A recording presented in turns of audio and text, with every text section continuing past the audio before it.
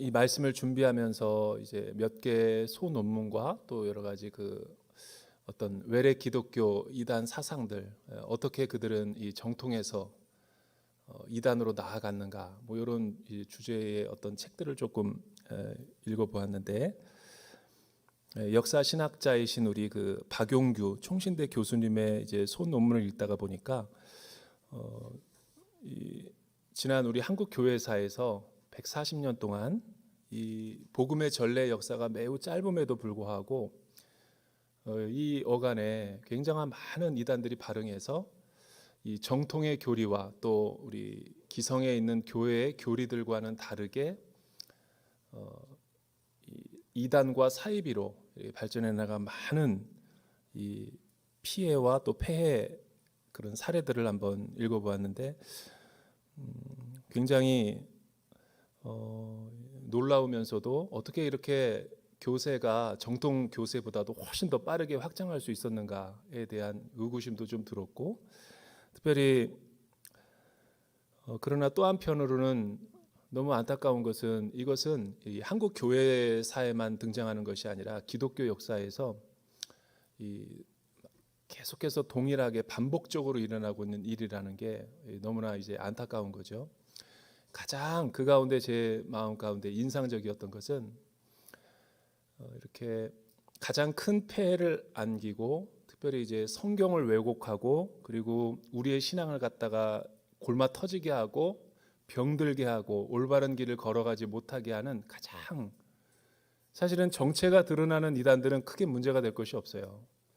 그런데 모양은 기독교인이면서 그 속에는 온갖 이단과 이단성 사이비 교단들의 내용들로 가득 차 있는 기성 교회가 문제인 거죠. 우리는 다 구원파에 속해 있다고 얘기하진 않아요. 그런데 우리의 삶을 보면 구원파가 가르치는 교리대로 믿고 사는 분들이 많으니까 이 모양은 구원파가 아니지만 잘못된 믿음으로 신앙생활하는 것과 매 한 가지죠. 특히 성경을 해석하는데 가장 잘못된 어떻게 보면 이제 토대와 기초를 제공한 그 교회사에 보면은 이 세대주의 해석 방법이라는 것이 있어요. 세대주의라는 것은 뭐냐면 뭐 그냥 심플하게 정의하자면 복잡해서 정의 내릴 수도 없어요. 그러니까 한 세대는 30년이죠. 그러니까 제너레이션 투 제너레이션 30년마다 많은 이 사회적인 변화가 일어나는데 크고 작은 세계사와 우리 사회 현상들이 변화 가운데 어떤 말세의 징조 또 계시록에서 풀어내는 여러 가지 이 어떤 현상들이 있다. 뭐 이렇게 그냥 잠재적으로 전제를 하고 이제 읽는 거죠. 그러니까 이런 것은 여러분 최근에 일어난 일이 아니라 2000년 기독교 역사가 시작되면서 초기 교회의 이런 영주주의와 함께 이런 세대주의적인 해석 방법이 계속 요한계시록 때부터 있어 왔어요. 그러니까 반모섬에서 요한이 왜 하나님 말씀의 계시와 진리를 받아서 이렇게 정경으로 기록을 했겠냐라는 거예요. 정경이란 뜻은 뭐냐면 표준, 기준, 정통 교리를 말하는 거예요. 워낙 많은 이단들이 난무하고 있었기 때문에 이 서신으로 인해서 하나님께서 성경과 정경의 기준을 제시하지 않으면 사실은 초기 교회는 다 이단에 휩쓸려갈 태세였던 거죠. 세대주의자들의 대표적인 예가 안식교죠. 안식교. 여러분 뭐 몰몬교도 있고 안식교도 있지만 이들의 특징은 뭐냐면 미국에서 시작된 이 안식교도들은 시한부 종말론자들이에요. 그래서 제7일 안식교라고 겉으로는 그러고 겉으로는 일요일이 아니라 토요일에 예배를 드리는 것을 되게 성스럽게 여기고 정통 교단인 것처럼 이렇게 모양을 하지만 사실은 그들이 믿는 진짜 교리는 그런 주일 성수가 아니에요. 시한부 종말론이라는 거예요. 잘못된 계시록의 해석에 근거해서 믿고 있는.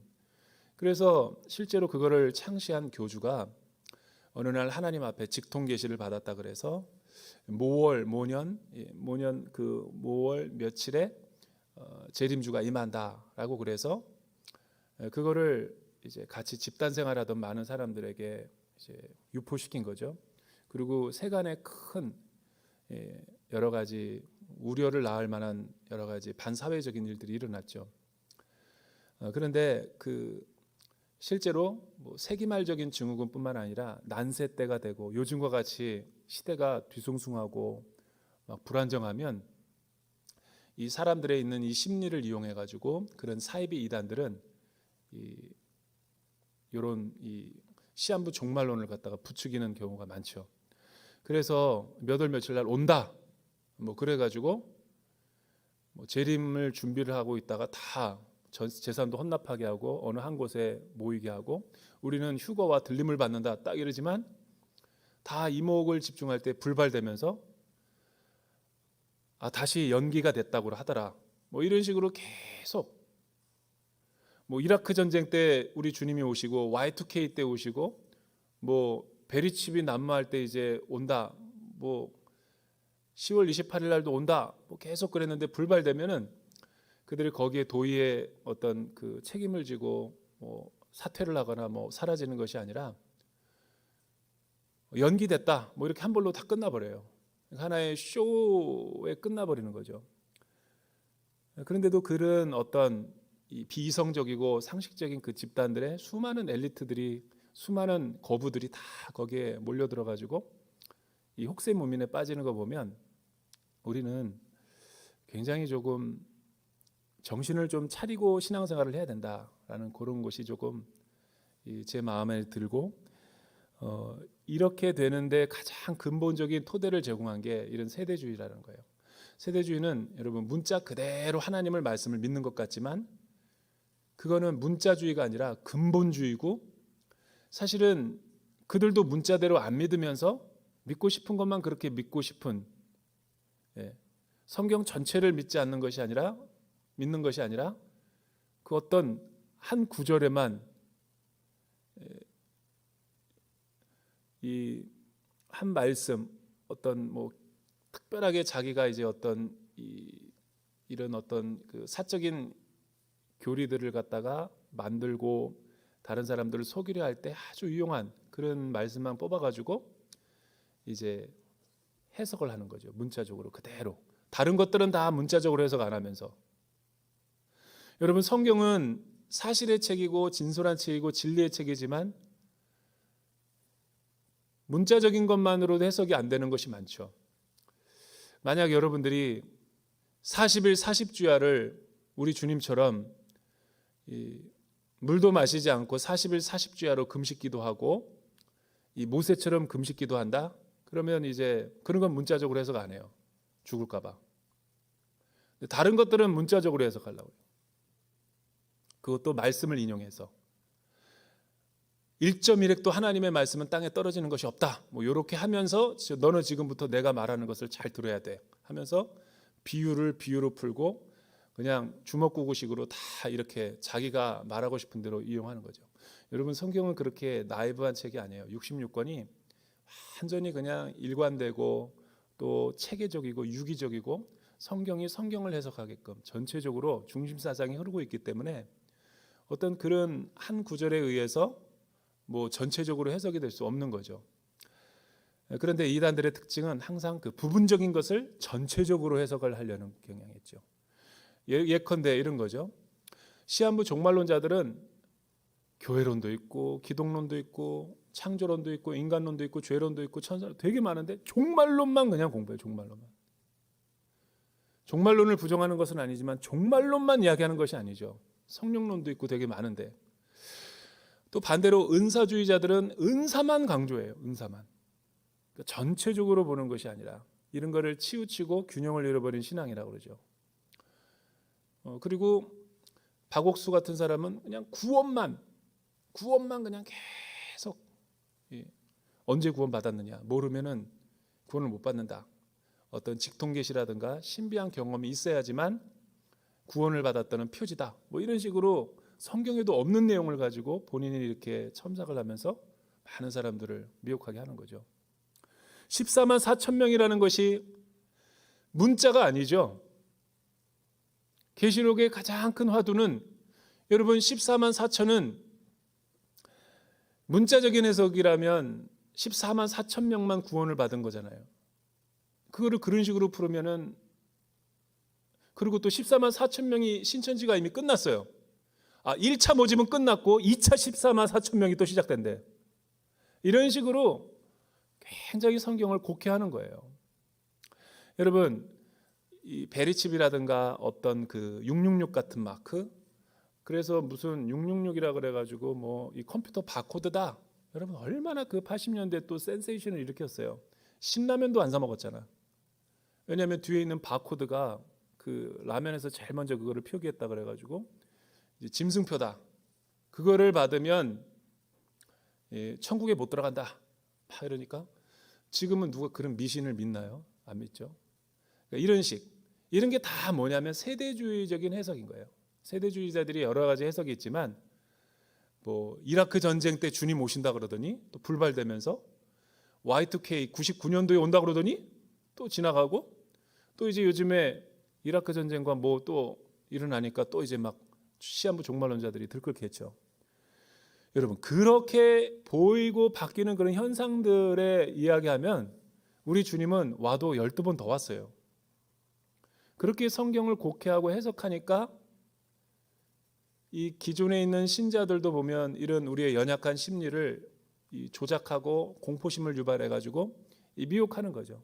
근데 얼마나 사람의 심성이 연약하냐면 많이들 이끌려가요. 뭐가 쏠깃해가지고 그런 것들이 이제 우리의 믿음이 건강하지 않은 표지다라는 거죠. 그래서 우리가 이런 말씀을 잘 이렇게 강론하고 이 베레아나 데살로니가 성도들처럼 하나님의 말씀이 정말로 그러한가 또 생각하고 연구해서 우리 사도들의 전통이 어떠했는가를 살피는 게 되게 중요한 거예요. 이런 세대주의의 시초는 요한계시록이 쓰여질 때 초기 교회 이단들에 의해서 생겨났어요. 이들은 요한계시록을 어떻게 해석하기 원했냐면 이 자기네식으로 아전인수격으로 예를 들어서 이 소아시아 7교회는 고대와 중세와 근대와 현대와 미래를 보여주는 것이다. 그래서 시기별로 뭐 에베소 그리고 뭐 버가모, 서머나, 두아디라, 뭐 빌라델피아, 라오디게아, 사대 이런 7개의 교회는 주님이 다시 이 땅 가운데 천년 왕국을 완성할 때까지의 모든 인류의 시간을 그렇게 7부분으로 나눴다라는 거예요. 이게 세대주의의 가장 이 기본적인 거죠. 여러분 과연 그렇게 문자적으로 해석하는 것이 맞는가? 그거는 전혀 사실 무근이고 성경은 좀 이따가 이제 보면 알겠지만 그런 내용을 말하고자 하는 것이 아니죠. 만약에 그것이 이제 설득력이 있으려면 다른 성경에 의해서 정말로 성경이 그런가 다시 한번 검증을 해봐야지 우리가 하나님 말씀을 왜곡하지 않고 올바로 해석할 수가 있는 거예요.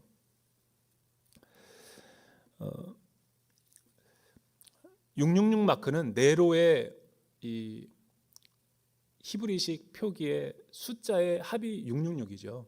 그러니까 네로와 같은 그런 어떤 상징적인 것을 이야기하는 거죠. 근데 더 안타까운 것은 불발되었다 그러면 다시 그런데 안 가면 되는데 또 다시 새롭게 재해석이 되면 또 많은 사람들이 솔깃하는 거예요. 그러니까 이런 일들은 기독교 역사에서 계속 반복적으로 일어났고 지금도 또 일어나고 있는지도 모르죠. 하나님 말씀을 체계적으로 읽고 공부하고 배우지 않는 사람들은 계속 이런 잘못된 사상들에 오염되는 거예요. 더 안타까운 것은 여러분 개신교의 모체인 종교개혁가들은 성경을 그런 식으로 해석하지 않았다는 거예요. 요한계시록을. 우리의 신앙의 아버지인 그들이 가장 오직 은혜와 오직 믿음과 말씀으로만 연구하는 학자들이 그리고 또 루터와 칼빈이 요한계시록을 또 성경을 그렇게 해석하지 않았다라는 거예요. 그런데 정통교회에서 빗겨난 사람들이 자기식으로 그렇게 성경을 해석했기 때문에 오류에 빠진 거죠. 그러므로 성경은 되게 사사로이 해석하면 안 되고요. 전체적인 데에서 요 부분이 뭐라고 우리에게 말하는가 그런 테두리 안에서 해석을 해야 될 필요성이 있는 거죠. 요한계시록 4장은 이제 본격적으로 하늘의 일들, 또 이 하나님 나라의 그 어떤 말씀과 계시에 대한 이 계시의 내용이 풀어지는 시작점이라고 할 수 있는 거죠.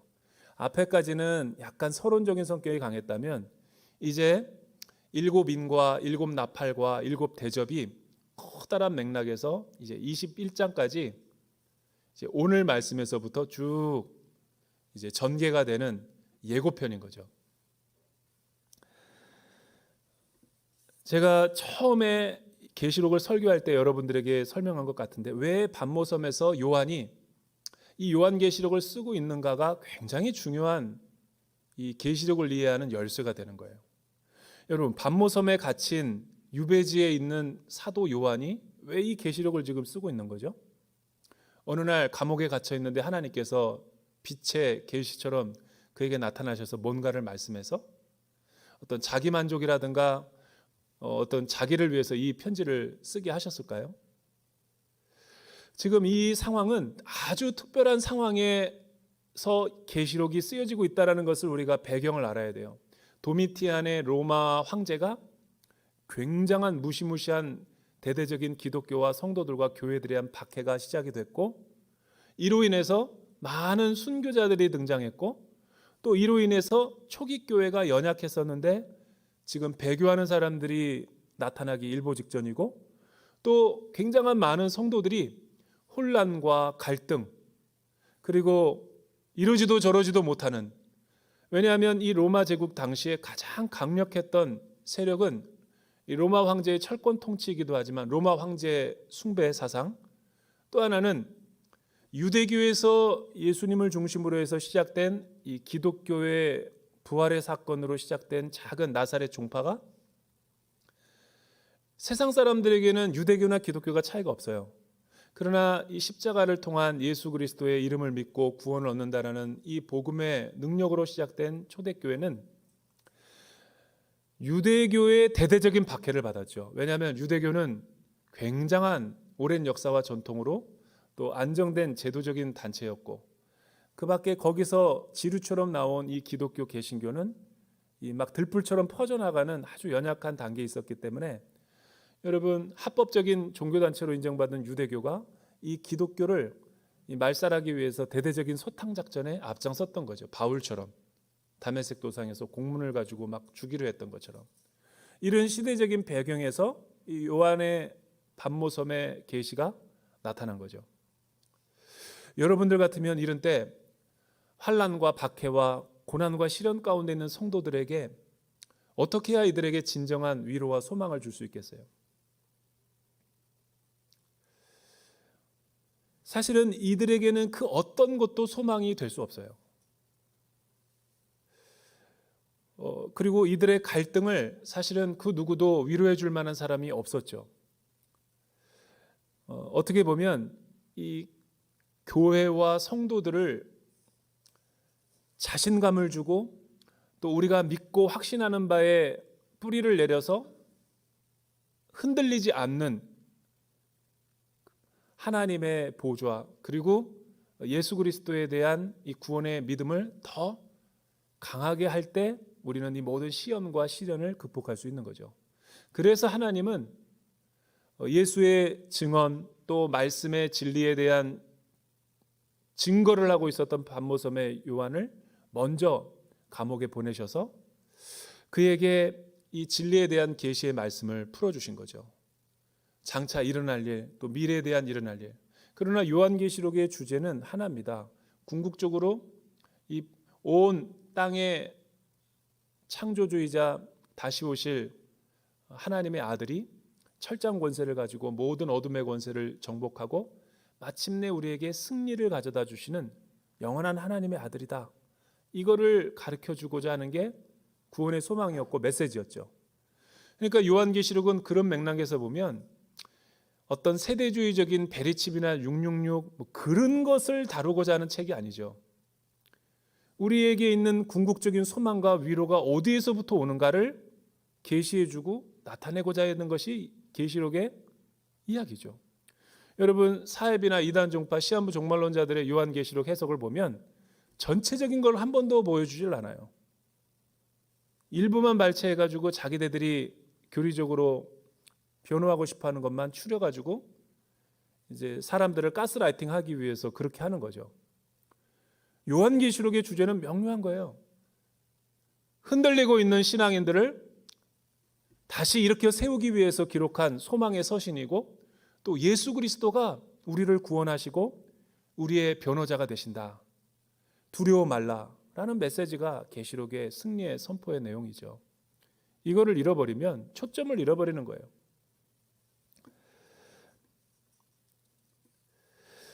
요한계시록 4장은 이런 의미에서 굉장히 우리에게 중요한 장이고, 요한이 계시록 4장에서 우리에게 보여주고자 했던 이 핵심 내용은 무엇인가, 또 요한의 묘사를 통해서 우리가 어떤 위로를 받을 수 있는가, 우리가 세 가지를 통해서 한번 살펴보기 원합니다. 여러분 먼저 1절에서부터 3절 말씀 크게 한번 읽어보죠. 1절에서 3절 시작. 이 일 후에 내가 보았습니다. 보십시오, 하늘에 열린 문이 있고 전에 내가 들은 그 음성, 곧 나팔 소리같이 나에게 들린 음성이 말했습니다. 이리로 올라오너라. 그러면 내가 이후에 마땅히 될 일을 내게 보여주겠다. 나는 순식간에 성령에 사로잡히게 됐습니다. 보십시오, 하늘에 보좌가 있는데 그 위에 누군가 앉아 계셨습니다. 그 앉으신 이는 벽옥과 홍옥 같고 무지개가 보좌를 둘러싸고 있는데 그 모습이 에메랄드 같았습니다. 이 일 후에 내가 보았습니다 라고 하는데, 이 일 후라는 것은 무엇을 이야기하는 걸까요? 이 그 계시록 전체 구조에서 보면 사실은 이 말은 어디에 상응하는 거냐면, 요한계시록 1장 10절에 보면 이런 말씀이 있죠. 요한은 하나님의 말씀과 예수의 증언 때문에 밤모섬에 있었는데 주의 날에 성령께 사로잡혀 있는데 내 뒤에서 울리는 나팔 소리 같은 큰 음성을 들었습니다. 그리고 내가 본 것을 쭉 열거하는데, 그것이 우리가 2달 동안 이야기했던 그 소아시아의 7교회에 대한 이야기죠. 그러니까 그 환상과 그 나팔 소리와 그 음성 같은 것을 성령이 말하게 하심을 따라서 대언하고 있는 거예요. 그리고 나서 7교회에 대한 예언이 다 끝난 다음에 이제 또 이어지는 거죠. 그러니까 샌드위치 구조예요. 이 소아시아 7교회는 가로치면 되는 거죠. 삽입되어 있는 거예요. 1장 9절과 10절에 상응하는 구절이 4장 1절 말씀인 거죠. 그러니까 그 소리를 우리 주님께서 나에게 말씀한 후에 나는 일곱 사자와 7별, 7촛대들에게 그 이야기를 한 다음에 또 하나의 환상을 보게 되죠. 그 환상의 내용이 뭐냐면, 똑같이 그 음성과 그 나팔 소리처럼 나에게 들렸는데 이리로 올라오라. 그러면 내가 이후에 마땅히 될 일을 내가 보여주겠다. 하늘에 그때 하늘문이 열려 있었대요. 하늘에 열린 문이 있었는데 그 열린 문 사이로 한 보좌에서 음성이 나서 이리로 올라오라. 그리고 내가 장차 너에게 되어질 일들과 미래의 일을 보여주겠다.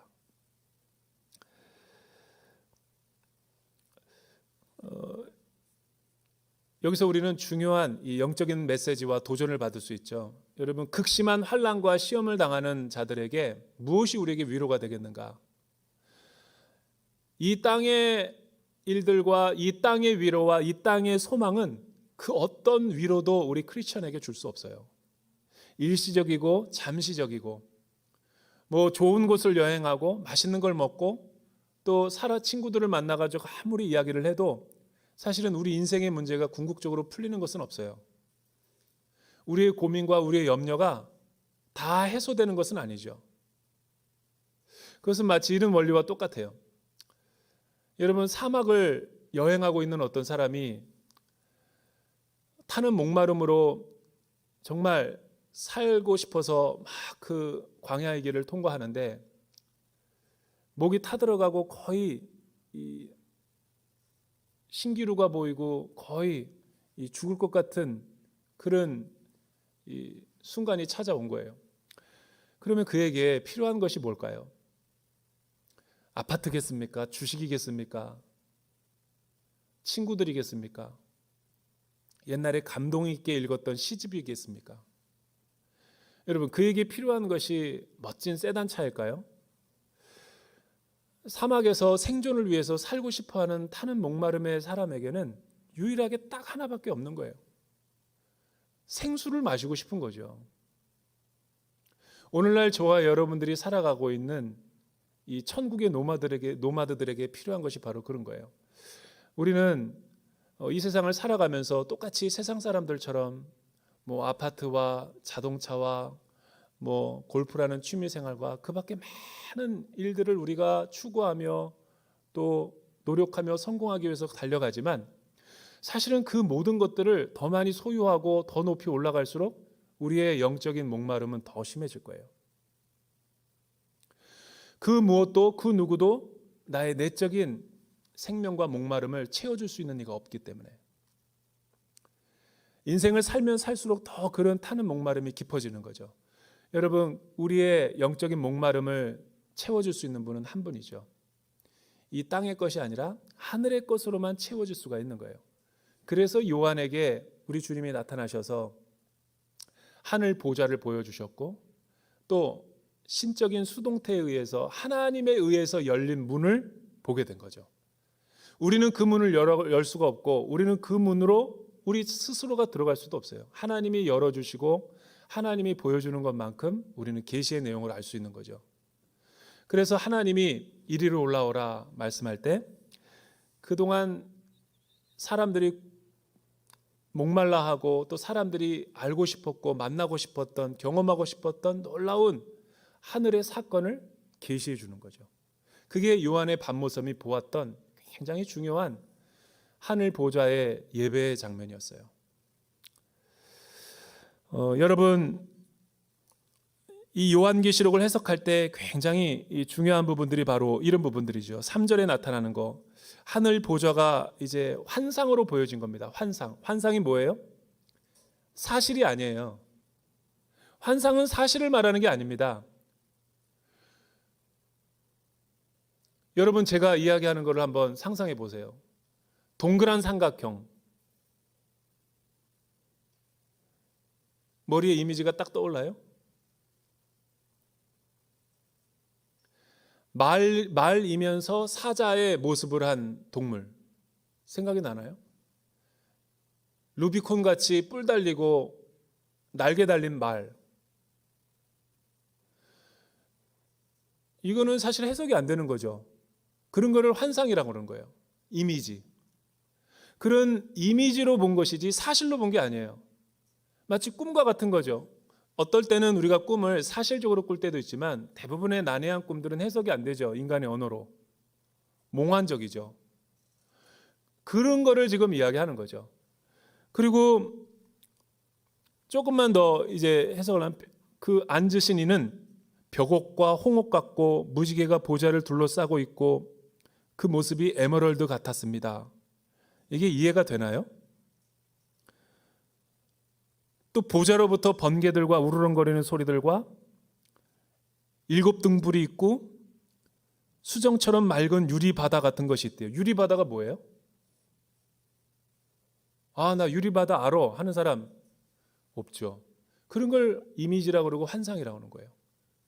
그리고 여러분, 여기에 나오는 우리 어린 양의 예수 그리스도의 영광스러운 그 모습을 그림에다가 그려서 표현할 수 있는 사람은 대단한 사람이에요.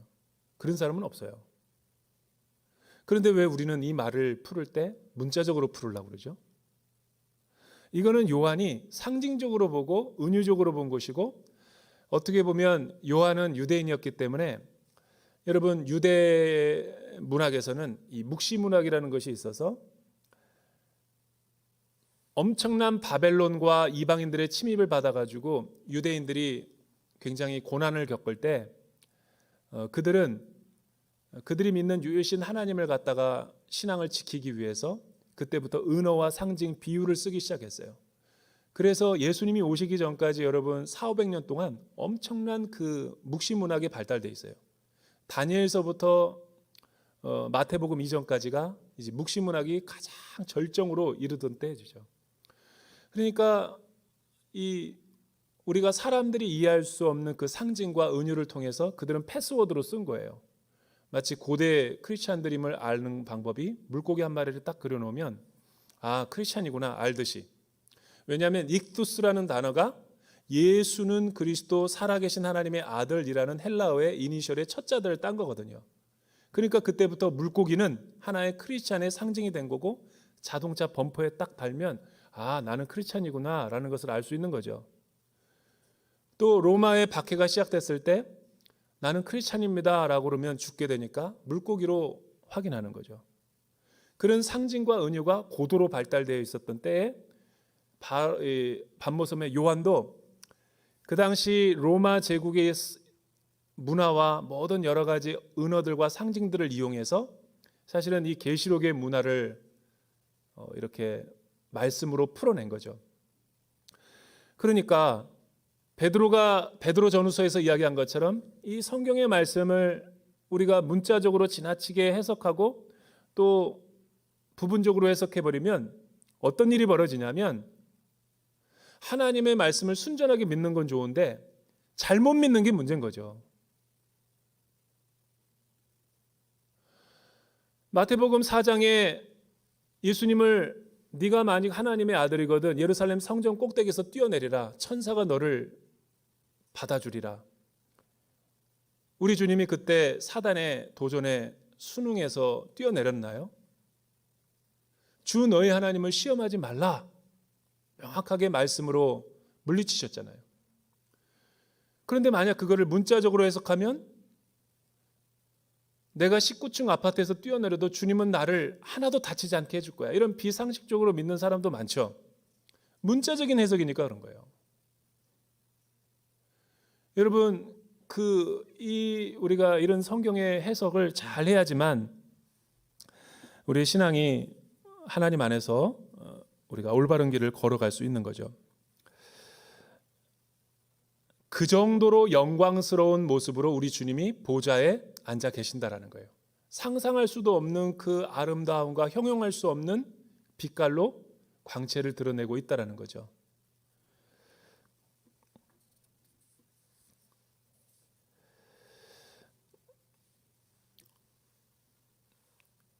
저는 이 말씀을 보면서 하늘에는 열린 문이 있고 또 하늘 보좌에 하늘에서 일어난 일을 하나님께서 말씀하실 때 극심한 환난과 또 박해 가운데 있는 사람들이 하나님의 말씀을 듣고 음성을 들을 때 큰 위로를 받는다.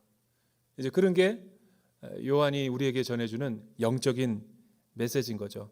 그래서 우리는 이 타락한 시대 가운데 세속적인 가치관에서 기독교의 순전한 복음을 잘 분별할 수 있는 식별이 좀 필요하다는 거예요. 예전에 신과 함께 영화가 굉장한 센세이션을 일으켰죠. 저도 그 영화를 한 2번 봤는데 보면 볼수록 재미가 없어지는 거예요. 그런데 어떻게 천만이 많은 우리나라 국민들을 갖다가 그렇게 열광시켰는지, 저는 그 영화에 우리나라의 사람들에 대한 어떤 공헌이 하나가 있다고 봐요. 사후세계, 인생의 사생관에 대한 모티브를 던져준 거는 굉장히 공헌이에요. 왜냐하면 현대인들은 물질주의, 세속주의 가운데 빠져가지고 자기가 영원히 살 것처럼 막 이야기하지만 죽음 이후의 세계를 이야기하면서 관심을 갖겠다는 데는 공헌이 있어요.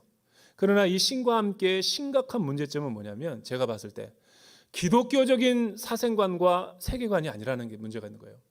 잡탕 신앙으로 막 그냥 유교, 불교, 도교, 심지어는 사후 세계에 없는 기독교적인 여러 가지 내용을 갖다가 권성징악으로 해가지고 풀어내가지고 유명한 배우들을 데리고 펀한 요소를 가지고 그렇게 만들어낸 거죠. 그러니까 열광한 거죠.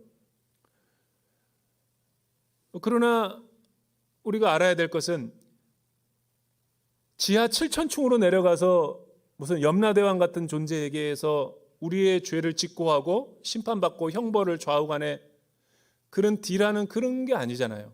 성경에서의 사생관은. 우리가 분별을 하지 않으면, 그러니까 우리가 죽고 나서의 영원한 하나님의 나라에 대한 이 곡해가 세워질 수 있다. 이 중요한 포인트는 뭐냐면, 갈라디아서 1장 12절에 보니까 바울이 받은 이 하나님 나라의 복음은 어떤 성격의 것인가? 복음은 내가 사람들에게 받은 것도 배운 것도 아닙니다. 그것은 오직 예수 그리스도의 계시를 통해 받은 것입니다. 그러니까 사람들은 그 이성 중심의 종교가 기독교가 아니라 계시의 종교라는 게 중요한 거예요. 계시라는 것은 이성적인 것을 무시하는 것이 아니라 이성적인 것도 포함하지만 믿음이라는 것은 이성을 넘어서 초월적인 세계까지도 영원한 세계를 다 포괄하고 있는 것이 이 믿음의 종교인 기독교다. 그런 거를 굉장히 우리가 이해할 필요가 있는 거죠. 두 번째는 4절에서부터 7절에 있는 말씀인데요. 우리가 같이 한번 읽어볼까요? 4절에서 7절 시작. 또 보좌 둘레에는 24개의 보좌가 있고 그 보좌에는 24명의 장로가 흰옷을 입고 머리에 금면류관을 쓰고 앉아 있었습니다. 보좌로부터 번개들과 우르렁거리는 소리들과 천둥치는 소리가 나고 보좌 앞에 7 등불이 타오르고 있는데 이것은 하나님의 7 영입니다. 또 보좌 앞에는 수정처럼 맑은 유리 바다 같은 것이 있고 보좌 가운데와 보좌 둘레에는 앞뒤로 눈이 가득한 4 생물이 있습니다. 첫째 생물은 사자처럼 생겼고 둘째 생물은 송아지처럼 생겼고 셋째 생물은 사람의 얼굴처럼 생겼고 넷째 생물은 날아가는 독수리처럼 생겼습니다. 여러분, 하늘 보좌에 눈을 들어서 보니까 우리 주님이 그 보좌에 앉아 계셨는데 그 둘레에는 24개의 보좌가 있었대요. 그리고 그 보좌에는 24명의 장로들이 앉아 있었고 또 그 앞에는 7개의 횃불이 타오르고 있었고 7 영이라고 일컬어지는 그 보좌를 지키고 보호하는 7 영이 그렇게 있었고 7 등불은 7 영들을 상징하는 거라고 그랬죠.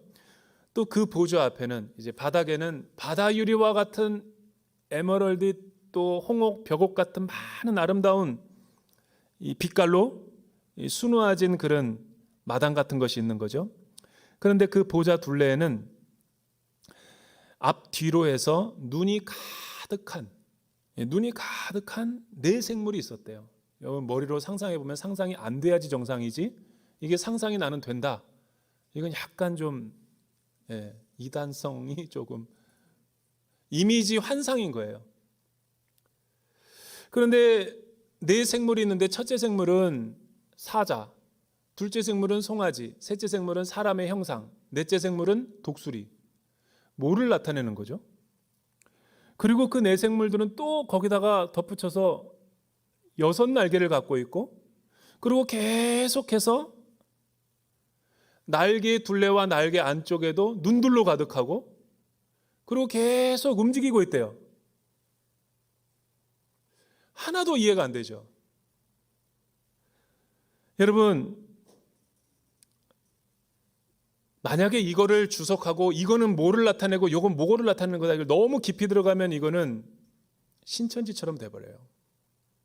이 전체적인 이미지는 하나님이 이렇게 왕의 왕이시고 만주의 주이시고 영광 받으신 존귀한 하나님이시다라는 천상의 보좌의 이미지를 그렇게 보여주는 거예요. 왜냐하면 내 생물이라는 것은 하나님이 창조한 생물들 가운데 다 최고의 위치 가운데 있는 이 생물들을 의미하는 거죠. 사자는 여러분 그 육식 동물의 왕 아닙니까? 여러분 송아지는 이 소는 이 일꾼들 중에 가장 힘이 센 그 어떤 짐승으로 표현이 되죠.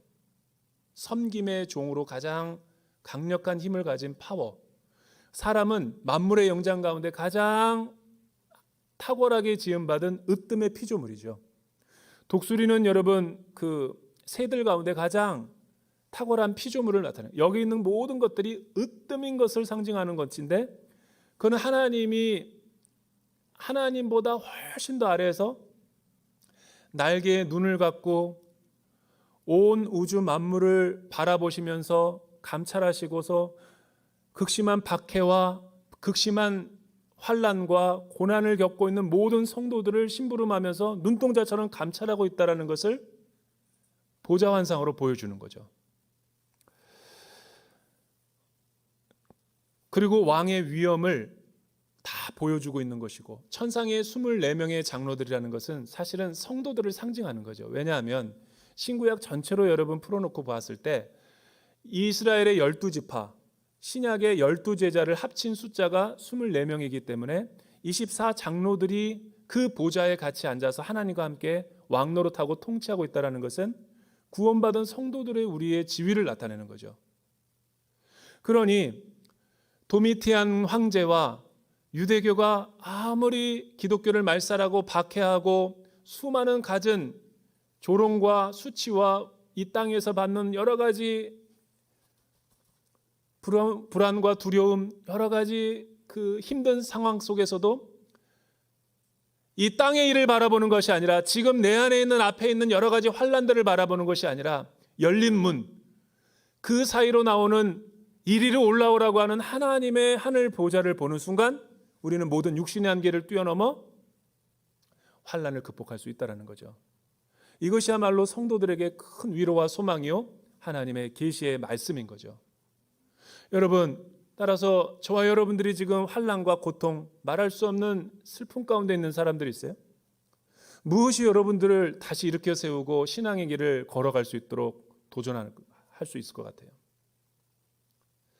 이 세상의 그 어떤 것도 우리의 마음을 위로해 줄 것은 없어요. 동호반복적이지만 하나님께로 나아가서 나의 문제를 다 이실직고해서 위안을 받을 때 우리에게 참된 평화와 기쁨이 있는 거예요. 이거를 요한계시록 반모섬에 요한이 우리에게 말해주고 있는 것이죠. 저는 이 말씀을 강론하다가 소아시아 7교회가 생각났어요. 여러분, 소아시아 7교회가 얼마나, 제가 처음에 설교할 때도 그랬지만 왜 소아시아 7교회부터 계시록을 풀어냈는지 아시겠죠? 소아시아 7교회를 제가 설교할 때 그런 내용을 들었어요. 이거는 그 시대에 과거에 존재했던 소아시아 교회 7교회를 나타내려고 한 것만은 아니다. 오고 가는 모든 시대들 가운데 영원한 하나님의 교회와 성도들을 위해 주고자 하는 영적인 교훈인 것이지, 또 왜 그 당시 소아시아 바울이 선교한 교회가 7교회밖에 없어서 그랬을까? 그렇지 않죠. 수백 개, 수천 개나 될 수 있었어요. 근데 왜 에베소, 버가모, 두아디라 이런 교회만 딱 발췌해가지고 그들을 편지를 하고 금초대라고 했는가? 아마도 상징적으로 그런 교회를 발탁을 해서 이야기를 했을 거예요. 그래서 제가 이런 얘기했죠. 오늘날 만약 요한계시록을 쓴다면 이런 여러분 그 적색말을 타고 오고 백마를 타고 오고 뭐 철장 권세를 갖고 온 이런 백마탄 흰 옷 입은 누구로 묘사하지 않을 거예요. 뭐 핵무기가 나오겠죠, 분명히. 뭐 스텔스 비행기도 나오고. 그리고 오늘날 이 말씀을 여러분 이 계시록을 만약에 쓴다면 온누리 교회도 나오겠죠. 대표적인 교회. 그리고 또 대전 온누리 교회도 물론 나올까요, 안 나올까요?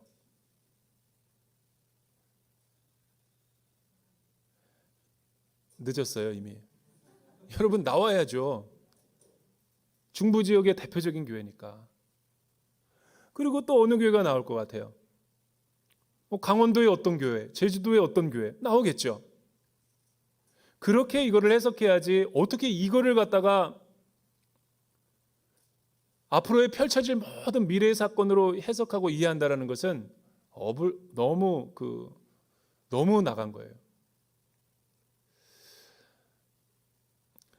여러분, 사도 요한이 이 놀라운 비밀의 계시, 또 하나님께서 이리로 올라오라는 그 하늘 보좌의 사건을 통해서 우리에게 주고자 하는 교훈이 뭘까요? 교회는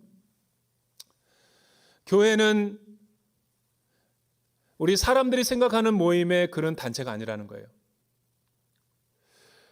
교회는 이 세상 사람들과 위정자들이 교회를 하고 박해하고 죽일 수는 있지만, 우리의 몸은 죽일 수 있지만 그들은 우리의 영혼을 죽일 수는 없어요.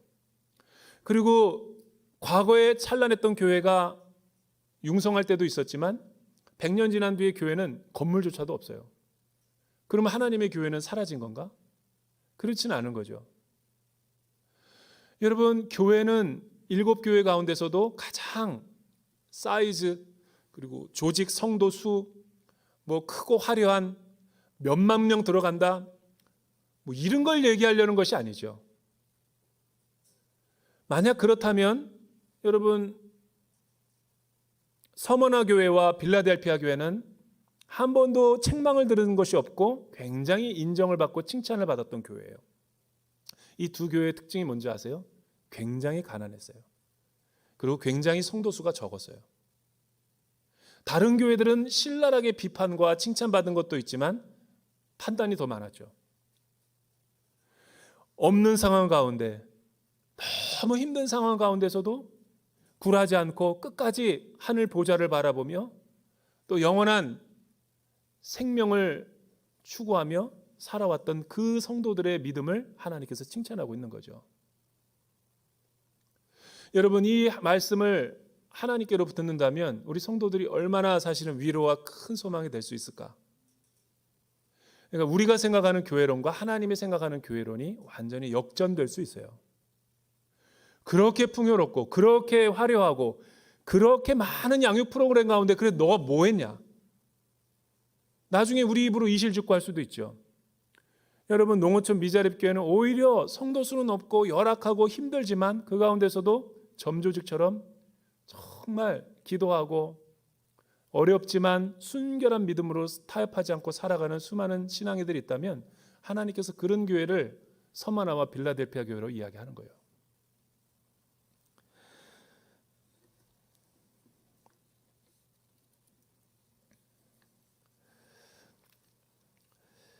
하나님이 보시는 교회의 모습은 그런 의미에서 화려함과 부유함이 아니죠. 우리가 다시 한번 옷깃을 여미고 여러분 정신 차리고 신앙생활할 필요가 있는 거예요. 마지막으로 보면 8절에서부터 11절이죠. 실현당하는 교회들에게 주는 영적인 메시지. 여러분 8절에서부터 11절 우리 같이 한번 읽어볼까요? 시작. 내 생물은 각각 6날개를 가지고 있고 날개 둘레와 안쪽에는 눈들이 가득합니다. 그들은 밤낮 쉬지 않고 말했습니다. 거룩 거룩 거룩 전능하신 주 하나님, 전에도 계셨고 지금도 계시고 장차 오실 분입니다. 그 생물들이 영원토록 사시는 보좌에 앉으신 분께 영광과 존귀와 감사를 드릴 때 24명의 장로들은 보좌에 앉으신 분 앞에 엎드려 영원토록 사시는 분께 경배하고 자신들의 면류관을 내려놓으며 말했습니다. 주 우리 하나님이시여, 영광과 존귀와 능력을 받으시기에 합당하십니다. 주께서 만물을 창조하셨고 주의 깊으신 뜻으로 인해 만물이 존재했고 또 창조됐습니다. 그러니까 그 보좌에 열린 그 하늘 문을 보고 사도 요한이 본 거룩한 충격은 무엇이었냐면 한 번도 지금까지 자신이 보지 못했고 누리지 못했던 천상의 예배를 본 거예요. 이 세상에 우리가 드리는 많은 예배와 찬송과 경배도 있지만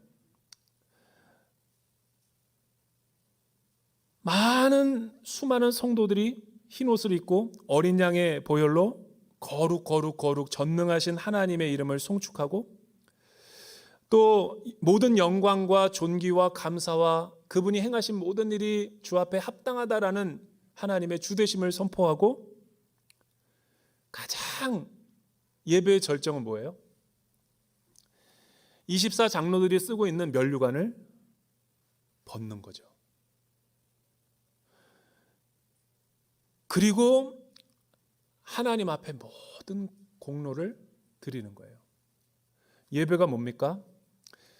워십이라는 것은 worth, 가장 가치 있는 것을 하나님 앞에 드리는 거예요. 최고의 하나님께 최상의 것을 드리는 것이 합당한 그분에게 드리는 영광인 거죠.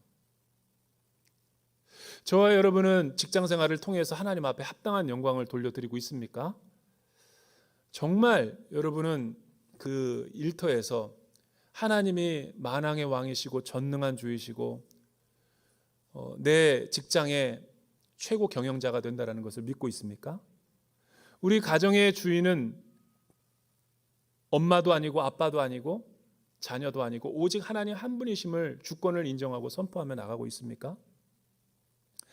내 미래와 진로가 불투명할 때 내 삶의 주인은 내가 아니라 하나님 한 분이라는 절대 주권을 인정하며 고백하며 나아가시고 있습니까? 여러분, 만약 이런 확신이 든다면 그 무슨 불안함과 두려움과 아무것도 내가 지금 가지고 있지 않다 할지라도 이루어놓은 것은 없다 할지라도 불안과 두려움이 우리 가운데 어떻게 엄습하겠어요? 요한은 반모섬에서 가장 열악한 환경 가운데서 그 보좌 환상을 본 거예요. 우리가 드리는 모든 공중 예배와 새벽 예배와 주중 예배, 수요 저녁 예배, 주일 예배, 모든 예배가 이 예배를 투사한 거예요. 우리가 드리는 모든 헌신과 예배 가운데 이런 영광이 나타나지 않는다면 우리는 다 자기 공로와 자기가 왕인 것처럼 면류관을 쓰고 있는 거죠. 그러니까 24장로들이 하나님의 통치와 다스림 앞에 성령에 사로잡혔을 때 자기의 보좌에서 내려와서 면류관을 벗어 던지는 거죠. 왜? 전에는 내가 하나님 앞에 인정받고 칭찬받기 위해서 주의 일을 열심히 했으니까 받는 합당한 대가고 영광이라고 생각했는데 거룩한 주님의 빛 앞에 쓰니까 이것도 너무 사친 거예요. 여러분, 진짜 예배가 뭐예요? 반대로 우상 숭배는 뭘까요? 하나님 아닌 다른 신들을 섬기고 있는 것이 우상 숭배죠. 하나님이 왜 이스라엘 백성들을 출애굽을 시켰죠? 여러분, 430년 동안 이 가장 강력한 제국이었던 당대 바로의 왕의 통치 아래서 로마의 제국의 통치 아래 있는 반모섬의 요한처럼 모든 이스라엘 백성들이 신음하고 있었죠. 왜? 노예처럼 살았죠.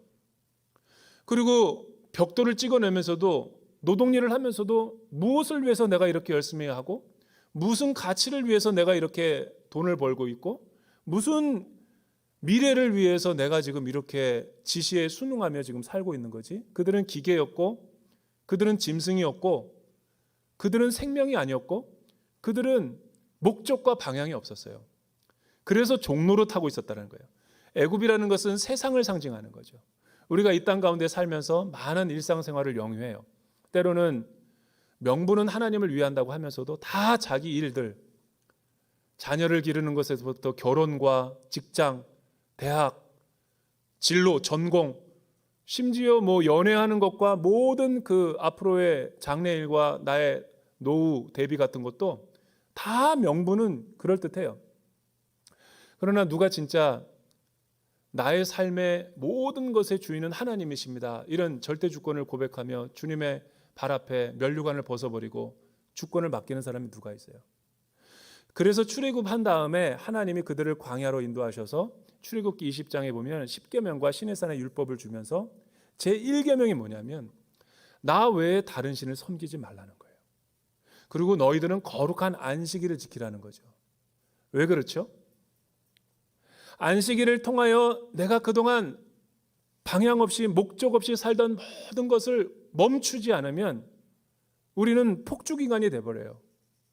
우리는 눈은 가려지고 귀는 닫혀지고 경주마처럼 공부를 하면서도 왜 공부해야 되는지 모르고 이 땅을 살아가면서 왜 살아야 되는지도 모르고 돈을 벌 때도 왜 벌어야 되는지도 모르고 무엇이 우선순위인지도 모른 채 정신없이 살다가 인생을 허비하고 낭비하게 되는 거예요. 그러나 안식일이라는 것은 예배죠. 예배를 들으면서 우리가 뭘 깨닫나요? 하나님이 나의 인생의 주인이시다.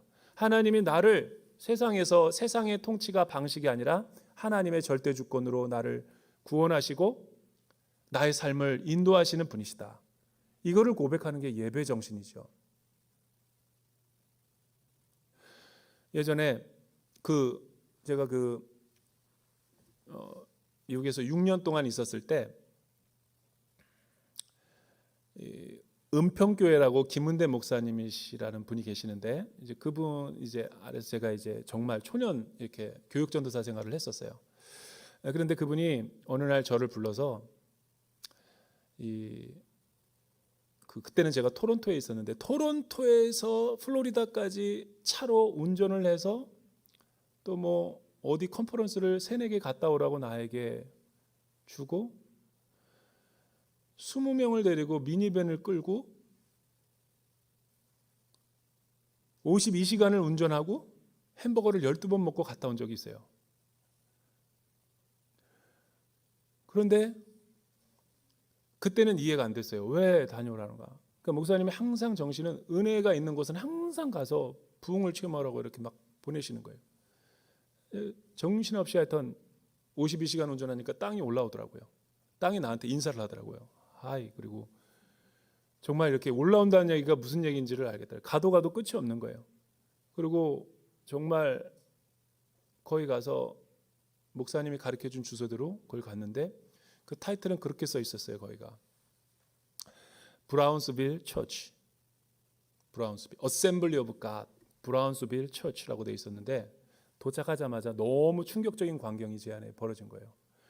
몽고 텐트 같은 게 굉장히 있고 우리 OMC 하드 그리고 한 줄을 한 100m 가량 서 있는 거예요. 사람들이 뭐 하냐니까 저 예배 들어가려고 줄 쓴 거래요. 아니 예배를 들어가려고 저렇게 줄을 서 있다고? 그 교회에 놀라운 이 부흥의 역사와 그 교회를 가면 무조건 회개의 역사가 일어난대요. 그러니까 막 전 세계에서 오는 거예요. 놀라운 성령의 터치와 뭐 린델 쿨리 또 스티븐 힐이라고 하는 유명한 부흥사가 거기서 이 기도하다가 성령의 파이어가 임했는데 거기서 그 교회의 은사는 회심의 은사가 일어나는 거예요. 막 회개, 눈물 흘리고 통회하고 자복하고. 그래서 플로리다 경찰서장이 죄수들을 다 이끌고 와서 그날도 예배를 드리는 진기한 광경을 내가 봤어요. 그리고 그 이후에 있다가 타임즈의 표지를 봤는데 여러분 플로리다가 뉴욕 못지않게 범죄율이 굉장히 높은 곳이거든요. 그런데 여러분 그 부흥이 일어난 일에 6년 동안 통계를 조사했는데 현격히 줄어들었다는 거죠.